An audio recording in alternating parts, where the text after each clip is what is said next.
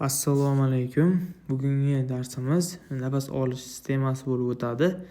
Nafas olish sistema deganda bunda tashqi muhit bilan shu organizm orasidagi gazlar almashinuv jarayoni hisoblanadi. Bu gazlar almashinuv jarayoni nima desak, bunda tashqi muhitdagi o'sha havo bilan ichki ya'ni organizmdagi o'sha o'pkadagi alveolalardagi qon bilan havoning o'rtasidagi o'sha kislorodning almashinuv jarayoni hisoblanadi nafas olish deb. Xo'p, endi nafas olish organlariga keladigan bo'lsak, ikkiga bo'linadi. Bular nafas olish yo'llari va nafas olish organlaridan iborat bo'ladi. Nafas olish organlari deganda biz o'pkalarni nazarda tutamiz. Nafas olish yo'llari bo'lsa, buni nafas ya'ni o'sha havoning o'tuvchi yo'llarini tushunamiz. Nafas olish yo'llari ikki qismga bo'linadi. Ular yuqoriga va pastki nafas olish yo'llariga bo'linadi. Mana bu bo'yin qismigacha bo'lgan qismimiz nafas olishning yuqorigi yo'llari hisoblanadi. Ularga burun bo'shlig'i va halqum kiradi. Nafas olishning pastki yo'llari esa hiqildoq, traxeya va bronx kiradi. Endi buni ko'rsatib o'tsak. Xo'p, mana shu qismimiz qizil chiziq bilan ko'rsatgan qismimizgacha bu burun bo'shlig'i edi. Keyingi qismimiz esa bu qizil chiziq bilan ko'k chiziq orasidagi bu halqum hisoblanadi. Endi hiqildoqni ko'radigan bo'lsak, mana shu qismimiz hiqildoq. Hiqildoq shu qismimizgacha hiqildoq hisoblanadi, qora chiziqgacha bo'lgan qism. Traxeya va bronxlarga keladigan bo'lsak, o'pkaga kelib ikkiga ajralgan joygacha traxeya, qolgan qismi esa bronx hisoblanadi. Nafas olish organini o'pka deb oldik. Endi nafas olishning dastlabki qismiga keladigan bo'lsak, burun nazus deb ataladi. Unda xo'p, mana nazus deb ataladi. Funksiyasi havoni o'tkazish, tozalash, namlash va ilitish funksiyalarini bajaradi. U ikki qismdan iborat bo'ladi. Nasus externus, ya'ni tashqi burun qismi va cavitas nasidan iborat bo'ladi, ya'ni burun bo'shlig'idan iborat bo'ladi. Nasus externus bu tashqaridan ko'rinadigan qism hisoblanadi. Ya'ni uning strukturalariga keladigan bo'lsak, yuqoridan radix nazi, ya'ni ildizi, oxiri tugash joyi esa apex nazi, ya'ni cho'qqi qismi, ya'ni 3 qismi hisoblanadi. Xo'p, septum nazi bo'ladi. O'rtadagi to'siq, mana shu qismimiz to'siq tog'ay qismini to'siq hosil qiladi. Xo'p, nares, ya'ni burun teshiklarini hosil qiladigan qismimizdan iborat bo'ladi. Keyin alaris qismidan iborat bo'ladi. Mana shu ko'rib turgan qanotchalar alaris qismi hisoblanadi. Endi devorning tuzilishiga ko'ra ham farqlanadi. Devorning tuzilishi nima hosil qiladi desak, suyaklar va tog'aylar hosil qiladi deymiz.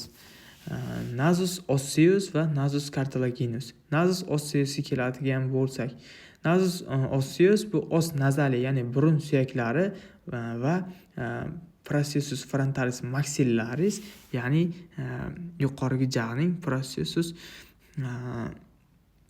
frontalis qismi va bunda frontal, ya'ni peshona suyagining burun qismi ham bo'ladi. Mana shu ko'rib turgan qismimiz burun qismi hisoblanadi, ya'ni burunga yaqin qismi.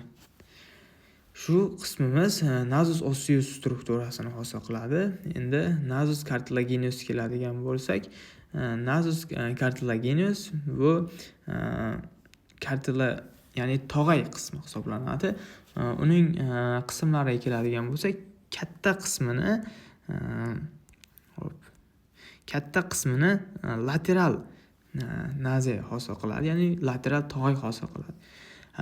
Cartilagia alaris majoris, ya'ni katta qanoti bo'ladi va kichik qanot, mana ko'rganimiz mana shu kichik qanotdan iborat bo'ladi. alaris majoris va alaris minoris deb atasak ham bo'ladi. Mana ko'rib turganimizdek katta va kichik qanotlari bor ekan. Xo'p, endi o'rtadan ko'rib tursak, o'rtadan mana to'sig'i bor. To'sig'imiz septinazi deb ataladi. Ba'zi bir adabiyotlarda o'sha alaris majoris va o'sha septinazi orasidagi qismda accessorius, kardiologiya accessorius, ya'ni qo'shimcha burun tog'oylari ham bo'ladi deyilgan. Xo'p, endi biz tashqi eksternus qismlarini ko'rib oldik. Endi kavitas qismi, ya'ni burunning bo'shliq qismini ko'rib o'tamiz. Endi bu qismimizni chizamiz. Xo'p. Mana. Dastlab endi biz eksternusni butunlay ko'rib bo'ldik. Endi kavitas nazi, ya'ni burun bo'shliq qismini ko'rib o'tamiz. Burun bo'shlig'i ikki qismdan iborat bo'ladi. Vestibulum nazi, ya'ni burunning dahliz qismi. Bu lemin nazigacha bo'lgan qism hisoblanadi. Xo'p. Va ikkinchi qismi cavitas nazi propria, ya'ni xususiy burun bo'shlig'idan iborat bo'ladi. Endi lemin nazi qayerda desak, mana shu, xo'p, mana shu qismimiz lemin nazi deb olsak, shu qismimizni lemin nazi deb olsak, lemin nazigacha bo'lgan mana shu qizil chiziq bilan chizaman. Qizil chiziq bilan chizsak, mana shu ko'rib turgan qismimizni vestibulum nazi, ya'ni burunning dahliz qismi deb olamiz. Qolgan qismimiz esa mana shu qolgan ko'k chiziqdagi qismimiz cavitas nazi propria, ya'ni xususiy burun bo'shliq qismini hosil qiladi. Xususiy burun bo'shliq qismi ham ikki qismga bo'linadi. Mana bu mana shu yerdan bo'lsa ikki qismga bo'linadi, ya'ni yuqorigi qismimiz, ya'ni mana shu hop suyagimiz bor. Mana yuqoriga mana shu ko'rib turgan suyagimizda bulbus olfactoris, ya'ni hid biluv piyoschasi bo'ladi. Bu hid biluv piyoschasi orqali bizlar hidni sezamiz. Respirator qismimiz bo'ladi. Respirator qismimiz shu ko'rsatgan qism pastki qismimiz bo'ladi. Asosan pastki soha qismlari respirator, ya'ni nafas olish sohasi qismi hisoblanadi. Bunda nafas olishning o'rta va pastki burun yo'llari hisoblanadi. Endi burun bo'shlig'idagi o'sha o'rta va pastki yuqorigi burun yo'llarini ko'rib o'tamiz darsimiz davomida. Xo'p, vestibulum nazi nimadan iborat desak, tashqi o'sha vestibulum nazi nimadan iborat bo'ladi desak, tashqi burun teshigidan, mana shu tashqi burun teshigi deb olsak, shu qismgacha, shu qismni tashqi burun teshigidan o'sha lemin nazigacha bo'lgan qismimiz, xususiy burun bo'shlig'igacha bo'lgan qismimiz vestibulum nazi hisoblanadi. Endi cavitas nazi propria keladigan bo'lsa, xususiy qismimiz, bunda apertura piriformis, ya'ni o'sha burunning mana shu qismimizgacha bo'lgan apertura piriformis kirish teshigidan to mana bu chiqish joyi xavonalargacha bo'lgan qism hisoblanadi. Xususiy burun bo'shlig'i asosan 3 ta yo'ldan iborat bo'ladi. Concha nasalis superior, media va inferiorlardan iborat bo'ladi. Xo'p. Bunda chaqaloqlar orasida burun yo'llari hosil bo'ladi. Bular o'sha teshiklarga ochiladi. Xo'p. Meatus nasi, ya'ni burun yo'llariga keladigan bo'lsak, superior, media va inferiorlar hisoblanadi. Mana shu qismimiz, hozir bularni alohida rasm bilan chizsak yaxshiroq ko'rinar ekan. Yashil chiziqdagi ko'rib turganimiz meatus nazi inferior hisoblanadi. Ya'ni pastki nafas yo'li hisoblanadi. Meatus nazi inferior. Ko'k chiziqdagi esa meatus nazi media hisoblanadi. Ko'kdan yuqorida joylashgan, xo'p, mana oq bilan tushuntirsak, bu qismimiz meatus nazi superior hisoblanadi, ya'ni yuqoriga burun yo'li hisoblanadi. Xo'p, endi bularning hammasi qo'shilib kommunistni hosil qiladi. Meatus nazi kommunistni birlashib hosil qiladi. Endi burun bo'shlig'ini sintopiyasiga keladigan bo'lsak, ya'ni joylashuvini keladigan bo'lsak, yuqoridan fossa cranial anterior, ya'ni oldingi miya chuqurchasi hosil qiladi yuqoridan. Pastdan cavitas oris, ya'ni o'sha burunning, ya'ni oris deyamiz, cavitas oris, ya'ni og'iz bo'shlig'ining qismi pastdan, yondan esa o'sha sinus maxillarislar chegaralab turadi. Yuqoridan o'sha, ya'ni yuqoriga yondan orbitalis ko'z qismimiz, orqadan esa nasofaringiz, ya'ni o'sha halqum qismlarimiz o'sha devorlarni hosil qiladi. Ya'ni o'sha sintopiyasini qayda joylashganligini hosil qiladi. Endi burun bo'shlig'i devorlariga keladigan bo'lsak, o'sha pars superior, inferior, lateralis, medialis qismlarni hosil qiladi. Xo'p, mana o'chirib tashlaymiz. Xo'p, mana pars superior qismimiz asosan o'sha cartilaginous lateralis va os nasalis, yuqoridan os nasalis bor, pars nasalis, os frontalis, o'sha lamina cribrosa ossis, etmoidalis, keyin corpus os sphenoideus qismlar hosil qiladi. Os sphenoidalis suyagimiz mana shu qismda dedik, to'g'rimi? Endi pars inferior qismini nima hosil qiladi desak, processus palatinus hosil qiladi pastdan. Lamina horizontalis os palatinus hosil qiladi. Lateral tomondan esa passus maxillaris nasalis, processus frontalis maxillaris, os lacrimalis, labyrinthus etmoidalis, lamina perpendicularis, lamina medialis processus pterygoideus va concha nasalis inferiorlar lateral tomondan devorni hosil qiladi. Medial tomondan esa ko'rib turganimiz o'sha septum nazi, ya'ni burun to'siqi medial devorini hosil qilar ekan. Septum naziga keladigan bo'lsak, septum nazi ikki qismdan iborat bo'ladi. Ular septum nazi, xo'p,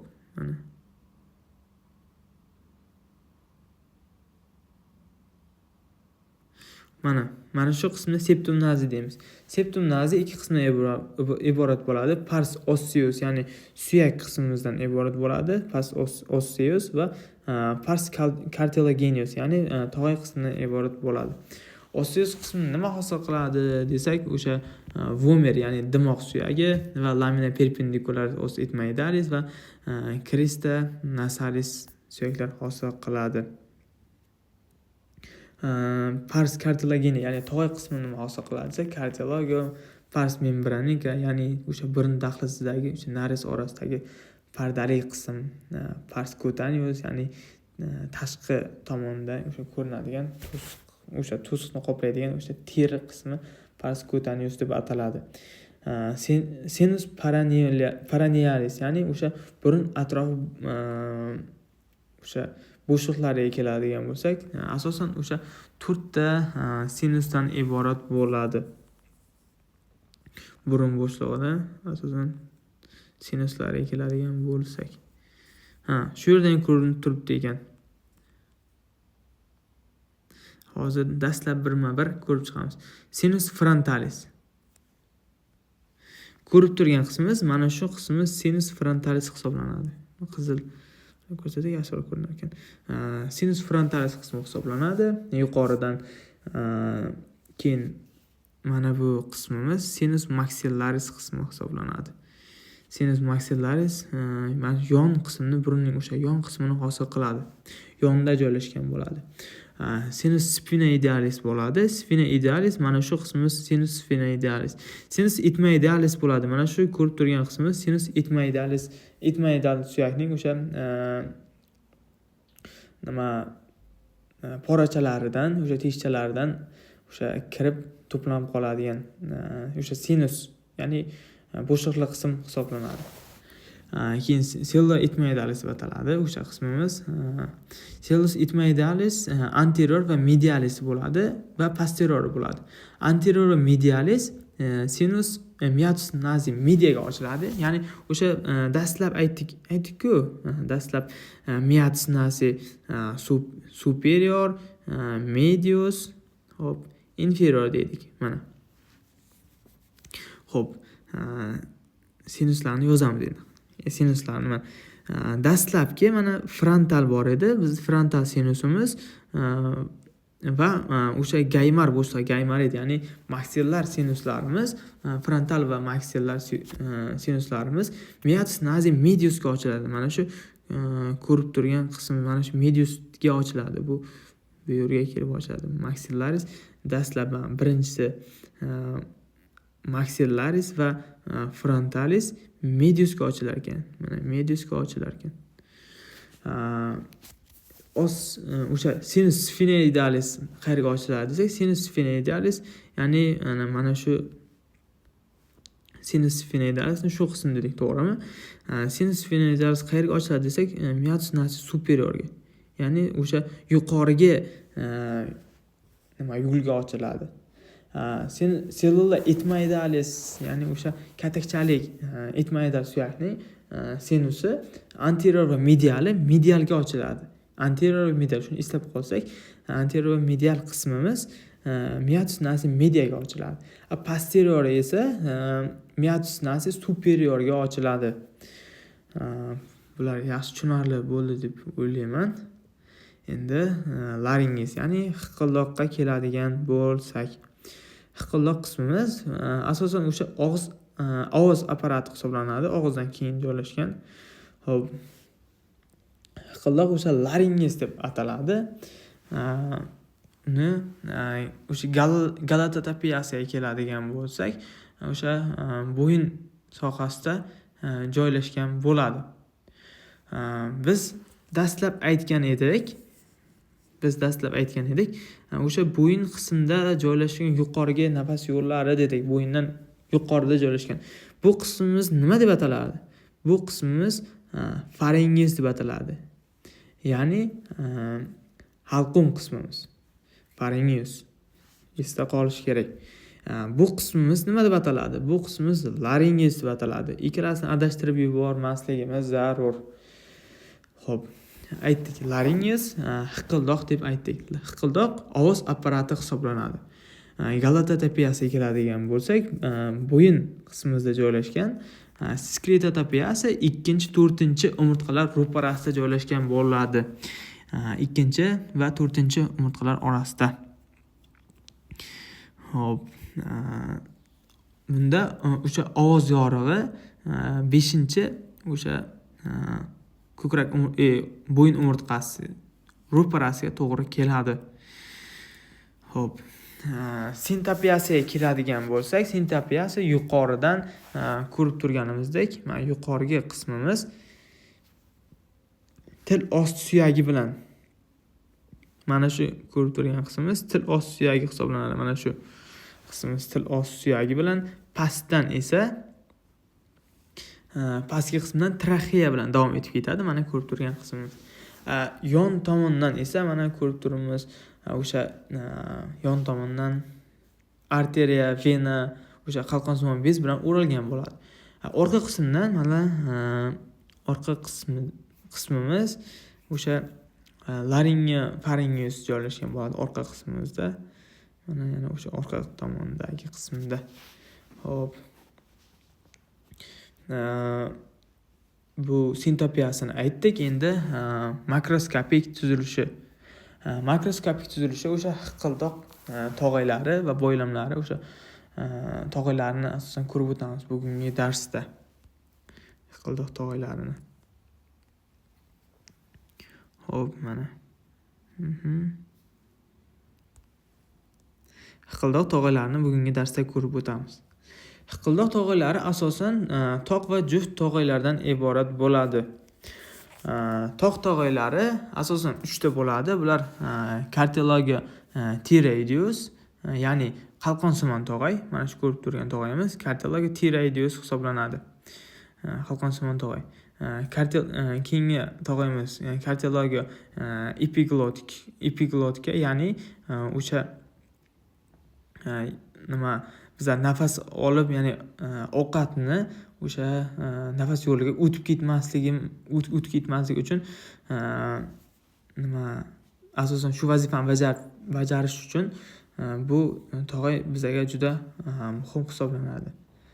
Ya'ni kardiologiya epiglotika, hiqildoq usti tog'ayi. Xo'p, keyingi 3-tog'ayimiz esa kardiologiya krikoidiya, ya'ni uzuksimon tog'ay hisoblanadi. Xo'p, endi dastlab har bir tog'ay har bir tog'aylarni ko'rib chiqamiz. Birinchisi kardiologiya T-radius, bu qalqonsimon tog'ay hisoblanib, o'sha gialin tog'aydan iborat bo'ladi. Bu kardiologiya T-radius. Strukturalariga keladigan bo'lsak, lamina, ya'ni o'sha mana bu ko'rib turgan qismimiz lamina dextra et sinistradan iborat bo'ladi. O'sha laringiya esa bu ikkalasining qo'shilish jarayoni o'sha laringiya deb ataladi. O'sha qo'shilish joyida bo'ladi. Keyin incisura T-radius superior bo'ladi. Yuqorida incisura T-radius superior, pastda esa inferior bo'ladi. Asosan o'sha superiori yaxshi ko'rinib turadi bizda. Yirikroq, ko'proq incisura bo'lib o'sha bo'rtib chiqqan ichkariga kirib chiqqan bo'ladi. Xo'p, linea obliquus muskullari bu tog'ayimizga birgadi. Muskullarni keyingi darsdan ko'ramiz. Kardiologiya krikoidiyaga keladigan bo'lsak, ya'ni o'sha uzuksimon tog'ay. Bu tog'ay hisoblanib, ya'ni oldingi qismimiz ingichka bo'lib, orqa qismimizga kelganda o'sha yo'g'onlashib boradi. Bu krikoidiya, kardiologiya krikoidiya, o'sha hiqildoq tog'ay to'liq o'rab turadi. Bu qolgan tog'aylar to'liq o'ramaydi. Bitta shu krikoidiya, uzuksimon tog'ay to'liq o'raydi hiqildoqni.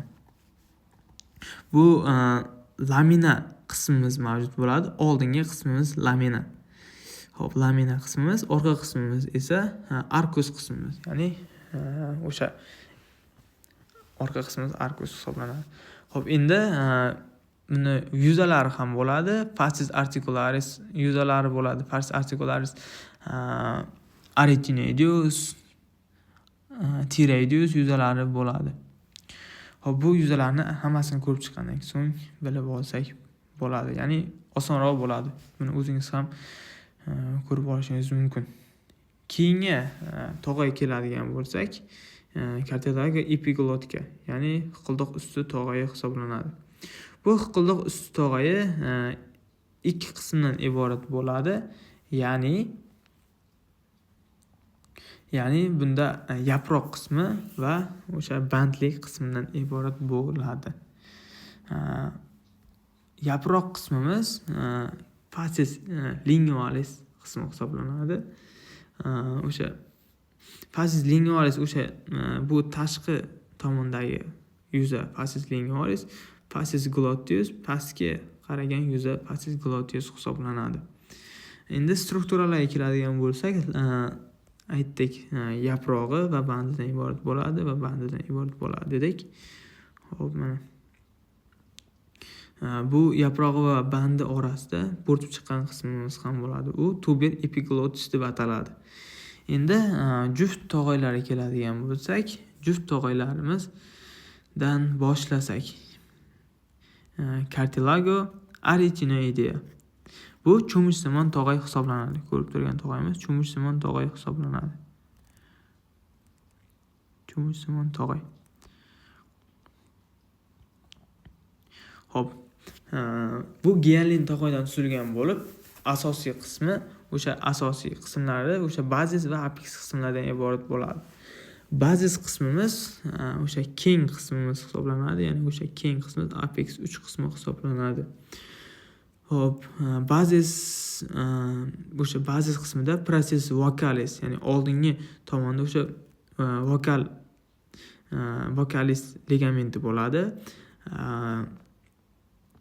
processus muscularis qismi bo'ladi, ya'ni o'sha muskul qismi bo'ladi. Quadrangular. Keyin fascius articularis crocodius ya'ni uzuksimon tog'ay bilan o'sha birikish hosil qiladigan soha hisoblanadi. Xo'p, yuzalariga aytdik. Keyingi tog'aymizga keladigan bo'lsak, keyingi tog'ayimiz cartilago corniculata. Ya'ni shoxsimon tog'ay hisoblanadi. Uning yuzalari fascius anterolateralis, fascius medialis va fascius posterior yuzalari bo'ladi. Elastik tog'aydan tuzilgan bo'ladi bu corniculata, ya'ni shoxsimon tog'ay. Bu cho'michsimon tog'ayni o'sha apix ustki qismida joylashgan bo'ladi, ko'rib turganimizdek. Keyingi tog'ay keladigan bo'lsak, cartilago cuneiformis, ya'ni o'sha no'xatsimon tog'ay. Bu no'xatsimon tog'ay, ponasimon tog'ay, cuneiformis, ponasimon tog'ay elastik tog'aydan tuzilgan bo'ladi. O'sha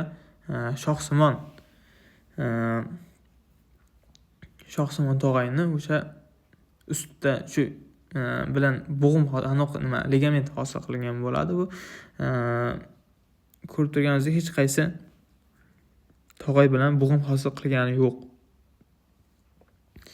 Ya'ni bu o'sha ligament muskullar orasida yotadi. Keyingi donsimon tog'ay bo'ladi. Donsimon tog'ay keladigan bo'lsak, donsimon tog'ay hamma da ham uchramaydi. Ba'zi birlarda donsimon o'sha tertisius tog'ay uchraydi.